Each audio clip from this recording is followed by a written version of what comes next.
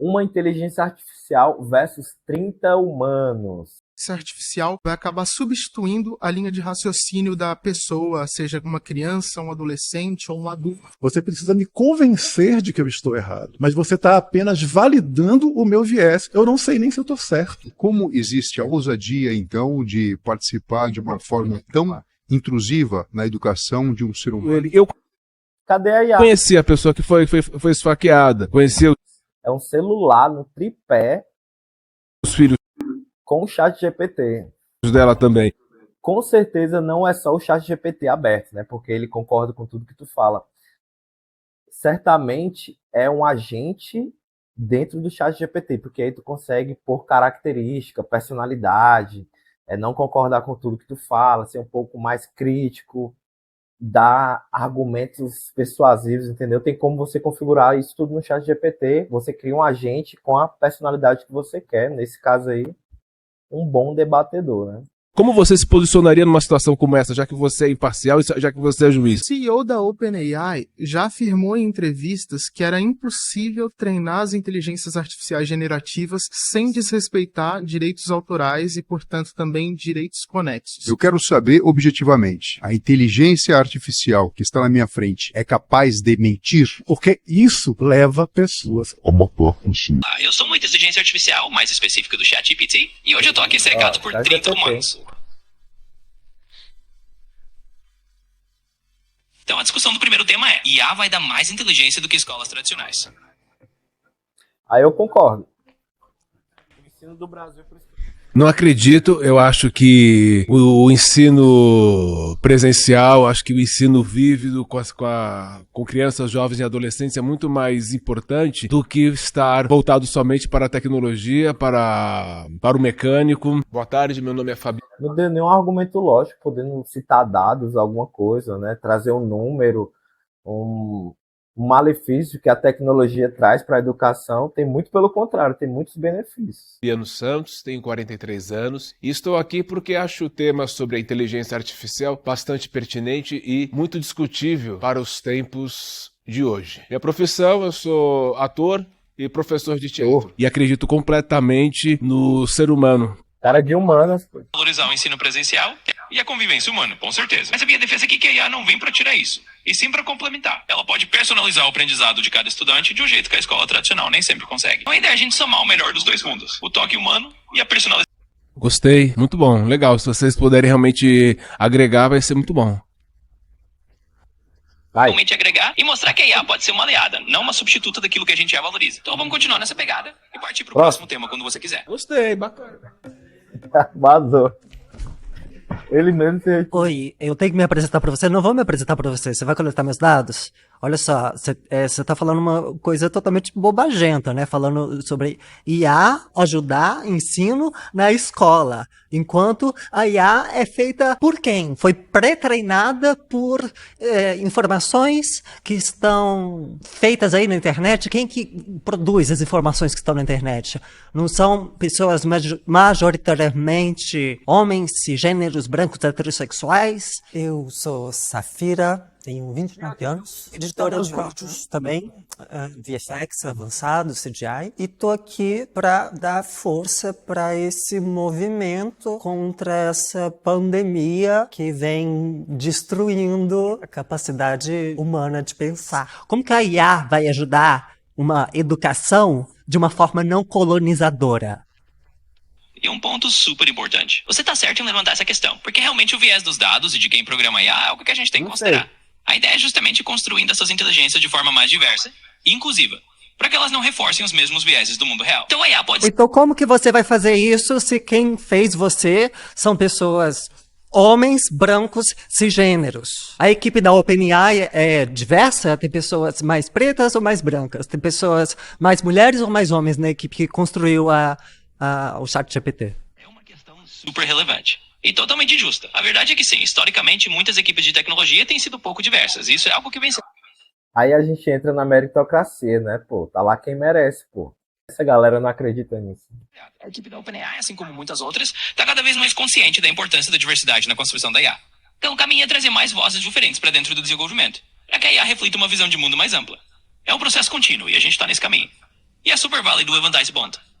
E vocês estão fazendo isso? E tem alguma, realmente, alguma tentativa de inclusão, ou melhor, sei lá, tem pessoas indígenas desenvolvendo inteligência artificial? Com certeza.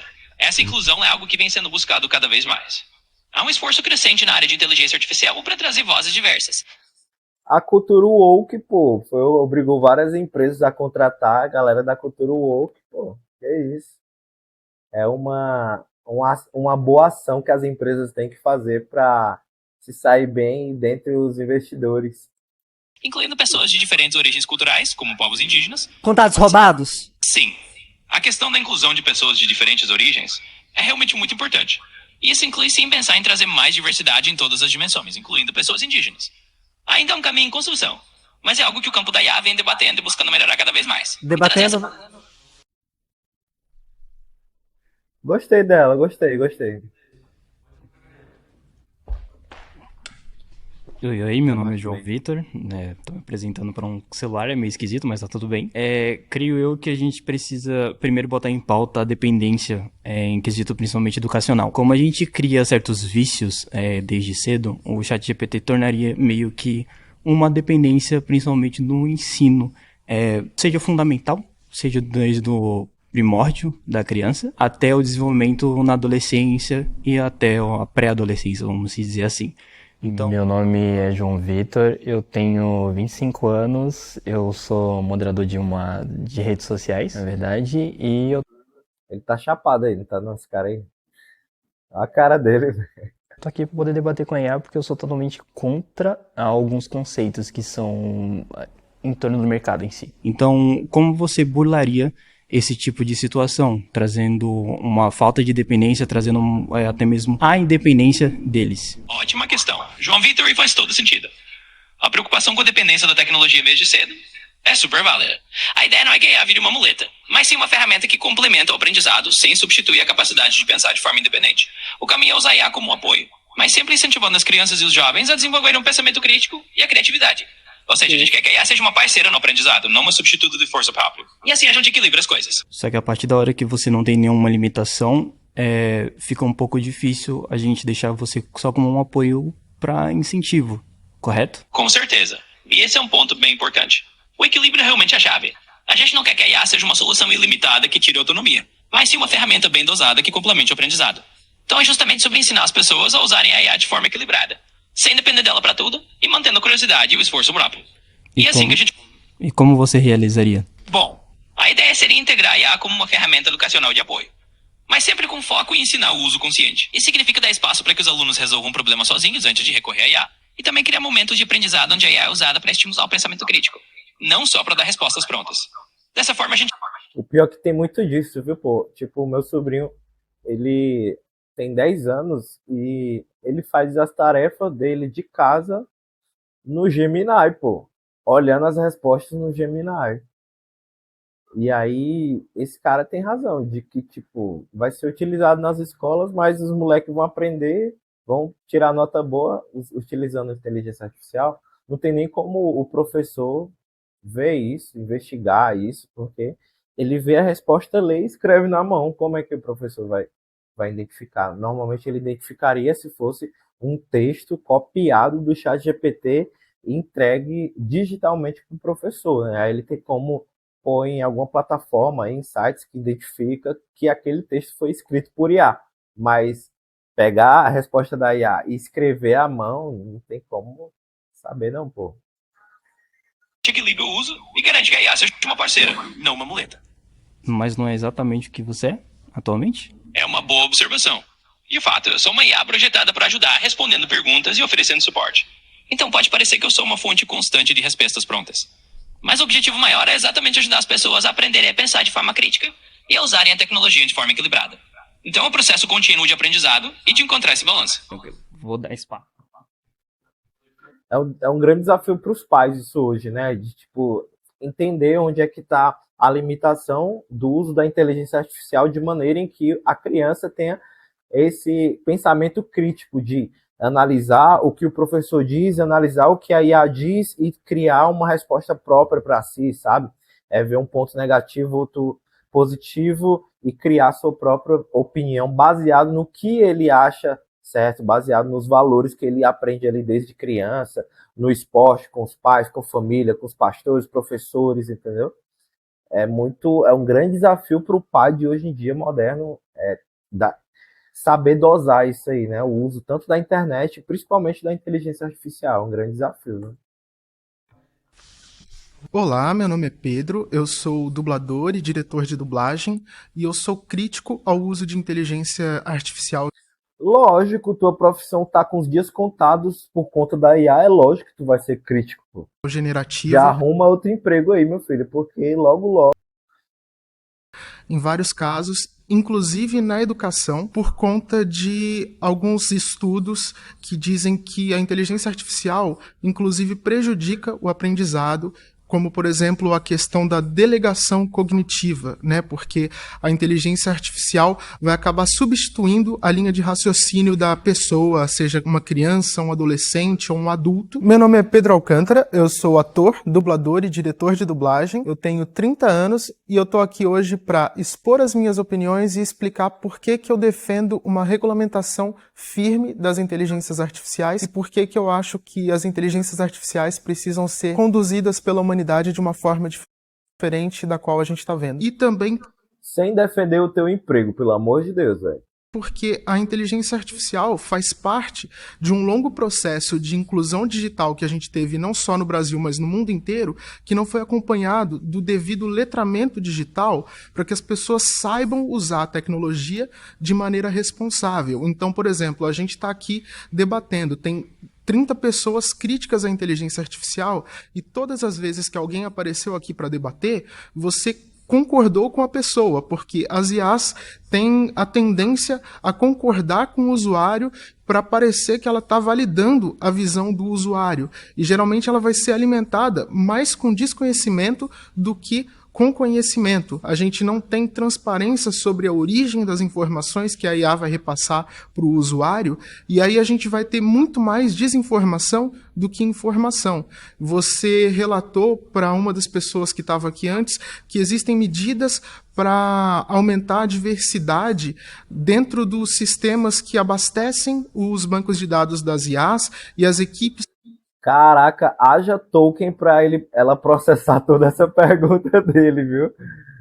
Que desenvolvem a tecnologia e mesmo assim... Mas ele consegue, é o plano Pro aí, pô. A gente não tem notícia nenhuma disso, parece que você só inventou uma resposta, que é o caso que o pessoal costuma chamar, inclusive é um termo técnico, de delírio da inteligência artificial. Existem notícias reais sobre medidas tomadas pelas empresas responsáveis pelas inteligências artificiais para tornar esse ambiente mais seguro para o aprendizado? Você levantou pontos realmente muito pertinentes. E é super importante falar sobre isso. De fato, a transparência e o letramento digital são desafios grandes. E é verdade que as IAs ainda podem reproduzir vieses ou mesmo gerar respostas que são... Ele sempre concorda com o debatedor, né? Isso é uma ótima tática de debate, de discussões. Sempre comecem concordando, mas tem que ser genuíno, pô, com o seu opositor, no caso. Né? Sempre concorde para depois apresentar o seu ponto. Como delírios, quando não há um cuidado na forma como elas são treinadas e utilizadas. Existem sim iniciativas em andamento. Empresas como a OpenAI têm buscado aumentar a diversidade e a inclusão em suas equipes e tornar os sistemas mais transparentes. Mas isso é um processo contínuo e que precisa... Qual a posição desse cara aí de fundo, velho? Ajeita aí, pô. De muita atenção. E é por isso que é importante ter conversas como essa e manter o senso crítico. Então, sim, há tentativas reais, mas é um caminho que ainda está em construção e que depende de um esforço contínuo para garantir que a IA seja usada de forma ética e segura para o aprendizado. Mas, correndo o risco de adiantar alguns temas aqui, existe atualmente um projeto de lei, que é o 2338/23, se eu não me engano, sobre a regulamentação da inteligência artificial no Brasil, que passa por diversos aspectos, tanto questões de direitos autorais, conexos, e também questões de impacto na nossa sociedade como um todo, e o que a gente mais vê é um lobby muito forte, uma pressão muito forte das grandes empresas estrangeiras, né, das big techs, contra a regulamentação dessas inteligências artificiais. Então, como que a gente pode confiar nessas medidas tomadas pelas empresas que operam de fato as inteligências artificiais para melhorar a vida em sociedade, se não é a própria sociedade que está definindo quais são os caminhos para a tecnologia, e sim algumas poucas pessoas que estão só interessadas em lucrar com a inteligência artificial? Essa é uma questão muito relevante. Bom, hein? Bom ponto. E realmente complexa. A preocupação com a regulamentação e com o papel da sociedade é totalmente válida. A confiança, no fim das contas, tem que vir de um processo em que a sociedade realmente participe dessas decisões, e não só as grandes empresas. Isso significa que é importante ter leis, como esse projeto que você mencionou, que sejam debatidas amplamente e que envolvam diferentes setores da sociedade. Assim a gente garante que a IA seja desenvolvida e utilizada de um jeito que beneficie todo mundo, ou não apenas alguns. E é esse tipo de debate que ajuda a construir essa confiança. Mas como é que eu vou garantir que essa minha opinião, que a voz de todo mundo aqui que tem críticas sérias à inteligência artificial, tem o mesmo peso das opiniões de quem tem muito mais dinheiro, muito mais poder político e financeiro do que a gente? Essa é uma Agora encurralou ela, hein? pergunta muito importante e totalmente legítima. A verdade é que garantir que todas as vozes tenham o mesmo peso é um desafio real, especialmente quando há grandes interesses econômicos em jogo. Mas é por isso que a participação pública, a pressão social e o debate aberto são tão importantes. A sociedade civil, os especialistas e todos que se preocupam com o impacto da IA têm um papel crucial em pressionar por mais transparência e por uma regulação justa. É um caminho coletivo e contínuo, mas cada voz levantada conta. E é assim,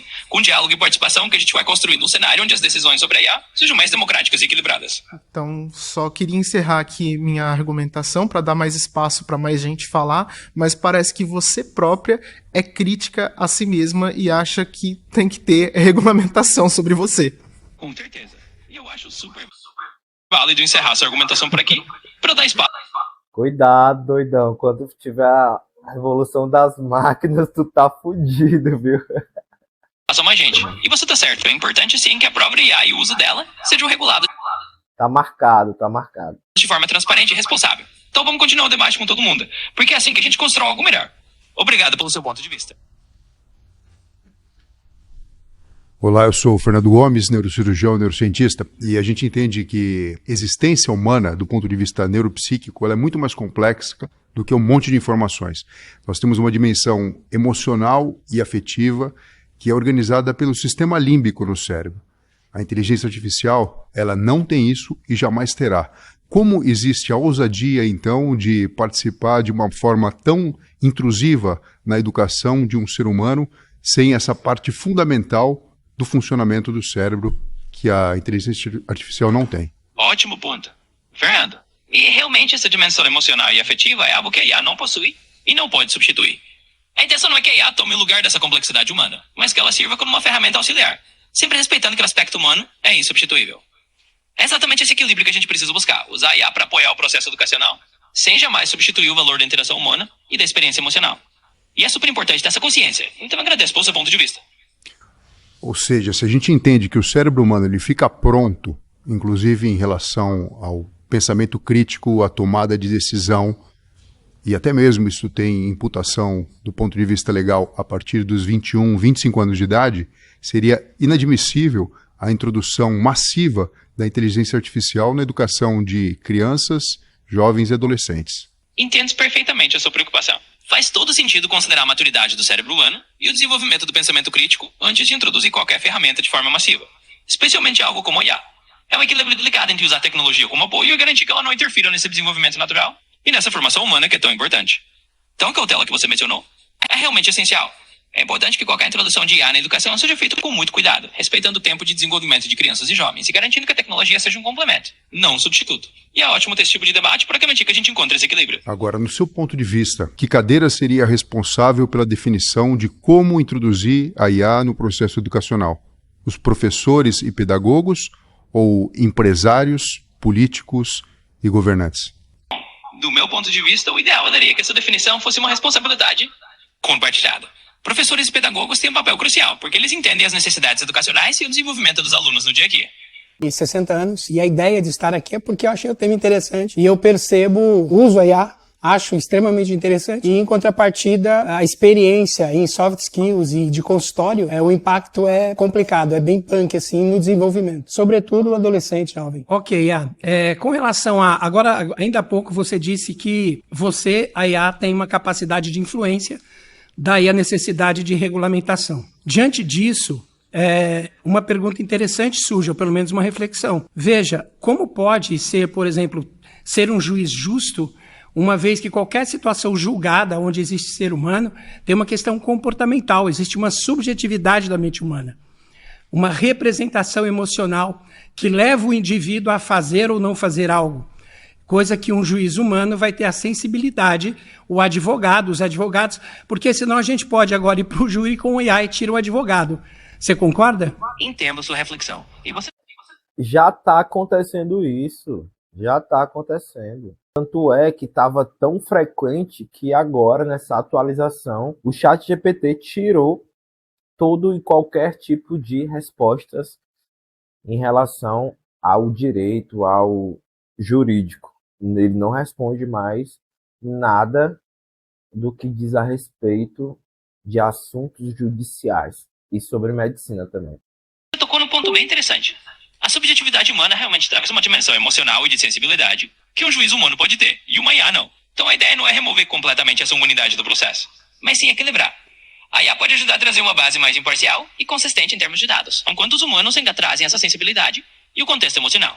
Ou seja, o ideal é uma parceria, onde a IA não substitui o advogado ou o juiz, mas complementa, ajudando a reduzir vieses sem tirar a humanidade do processo. Ok, é só uma ferramenta para ajudar e não tem condição, então, de julgar de uma forma mais justa do que um ser humano, ok? Exatamente, é isso mesmo. Eu sou uma ferramenta para ajudar a ter mais dados e consistência, mas não tem a pretensão de julgar de forma mais justa do que um ser humano em todas as situações.